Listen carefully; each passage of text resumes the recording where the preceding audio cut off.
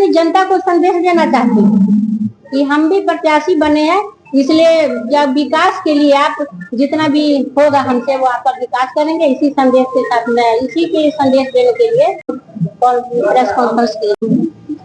जमथराज आपको उम्मीदवार घोषित किया, अरवल की जनता को क्या संदेश देना चाहते हैं? अरवल की जनता को ये संदेश देना चाहते हैं हम कि हम अपने वादे से कभी भी पीछे नहीं हटेंगे और जो हमने वादा किया है जो कि अरवल को अव्वल बनाने के लिए उसको एकदम से कदम मिलाकर चलेंगे।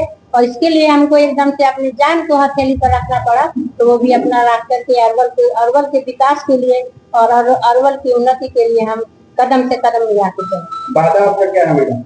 वादा मेरा ये है कि जैसे कि बाहर जो कमाने के लिए जा रहे हैं तो उनको प्लान को रोकने के लिए यहीं पर रोजगार दिया जाएगा। और विकास इसमें है कि जैसे कि जो महिलाएं हैं उसको रोजगार करने के लिए 5 लाख से 5 लाख तक ऋण दिया जाएगा जो 4%, जिससे अपना विकास कर सके और अपने बच्चों का भविष्य संवार सके और अपने बच्चों को पढ़ा सके।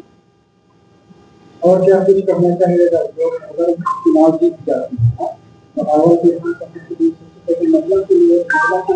हाँ, सबसे पहले महिला के लिए हम ये करेंगे कि महिला को रोजगार के लिए, जैसे कि महिला बेकार घर में बैठी रहती है तो उनको जरूर रोजगार के लिए हम उनको, जैसे महिला के हम समूह में भी जोड़े हुए हैं, जैसे 20 रुपया वाला जब समूह जोड़ता है और जैसे उसको रोजगार करने के लिए पैसा ऋण पर दिया जाएगा उनको कि अपना रोजगार करके किसी भी रोजगार को अपना करके अपने अरवल का विकास कर सके, अपने परिवार का भी विकास कर सके और अपने बच्चों को पढ़ा करके, इसी बच्चे ही क्योंकि हमारे देश का भविष्य है, इसके लिए महिला जो है महिला अपने बच्चों को पढ़ाने के लिए कुछ भी कर सकती है।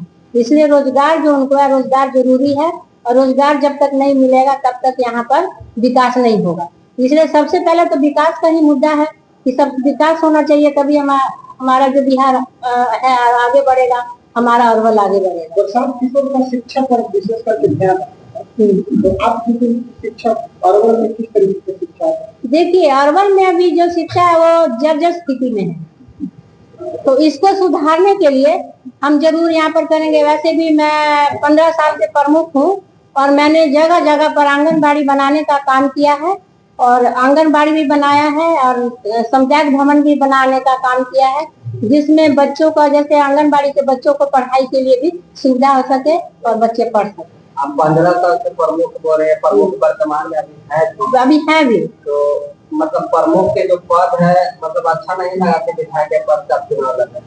नहीं, प्रमुख का पद भी मेरा अच्छा है, ऐसा नहीं है कि प्रमुख का पद हम नीचे से ही धरती से ही काम कर रहे हैं, तो प्रमुख का पद तो अच्छा है। अगर उससे भी बढ़कर आगे हम अगर कुछ काम जनता के लिए कर सके वो मेरा सौभाग्य है कि हम आगे का विकास करने के लिए हमको मौका दीजिएगा। जी क्या मतलब जो बात है आपका प्रमुख वाला वो करना पड़ेगा? हाँ, वो स्वच्छता से छोड़ेंगे। अगर हम विधायक में जीत जाएंगे तो हम तो उसको स्वच्छता से छोड़ेंगे कि हाँ भी मेरी जगह दूसरा कोई आके उसको विकास करे, हम आगे का विकास करेंगे। जीतने के बाद 5 ऐसे मुद्दे बताइए जो आपने सोच कर रखा है कि जीतेंगे तो अरवल में ये विकास करेंगे। सबसे पहला मुद्दा तो हमारा प्लान को रोकना होगा। प्लान को रोकने के लिए जैसे बाहर कमाने के लिए जा रहे हैं, दर की ठोकरें खा रहे हैं, उसको रोकने के लिए सबसे पहले तो हम लोग प्लान को रोकेंगे। और दूसरा शिक्षा है, जो शिक्षा जब तक हमारी शिक्षा बेहतर नहीं होगी, जब तक हमारी शिक्षा में परिवर्तन नहीं होगा, जब तक शिक्षा की व्यवस्था ठीक नहीं होगी तब तक बिहार का विकास नहीं हो सकता है। इसलिए शिक्षा को सुधारने के लिए, शिक्षा को विकसित करने के लिए हम लोग अच्छा स्कूल खुलवाएंगे और उसमें बच्चों को प्राइवेट स्कूल में भी पढ़वाने का काम करेंगे, जो कि सरकार की तरफ से वो उनको पैसा अनुदान दिया जाएगा। अरवल में क्या कमियां रहा जिससे आप विधानसभा चुनाव लड़ने का निर्णय लिए?